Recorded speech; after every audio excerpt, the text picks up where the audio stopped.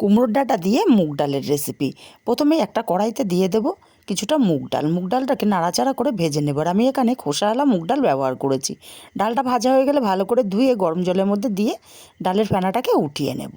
তারপর এখানে দিয়ে দেব ঝালের জন্য চেরা কাঁচা লঙ্কা, আর দেবো 1/2 চামচ লবণ। ডালটাকে ভালো করে সেদ্ধ করে নিয়ে এবার এখানে দিয়ে দেব 1/2 চামচ পরিমাণে আদা বাটা। আদা বাটাটাকে দিয়ে আর দিয়ে দিলাম 1/2 চামচ হলুদ। খুব ভালো করে নাড়াচাড়া করে ডালটা আলাদা পাত্রে ঢেলে নেব। আর ওই কড়াইতে দিয়ে দেবো পরিমাণ মতো জল।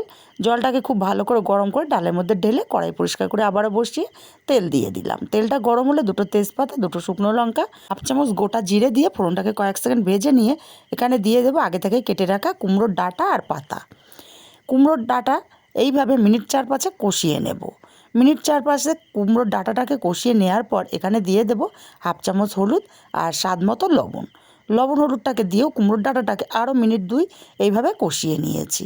এখন এখানে দিয়ে দেব সেদ্ধ করে রাখা মুগ ডাল। ডালটাকে দিয়ে খুব ভালো করে নাড়াচাড়া করে মিশিয়ে দেব। এইভাবে 5 মিনিট ডালটাকে আমি ফুটিয়ে নেব। ডালটাকে 5 মিনিট ফুটিয়ে নেওয়ার পর এখানে 1/2 চামচ চিনি দিয়ে দিলাম। চিনিটাকে দিয়ে নাড়াচাড়া করে আরও 2 মিনিট ফুটিয়ে নিয়েছি।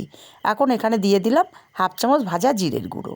খুব ভালো করে নাড়াচাড়া করে মিশিয়ে নামিয়ে নিলে দারুণ সুস্বাদু কুমড়োর শাক দিয়ে মুগ ডাল রেডি।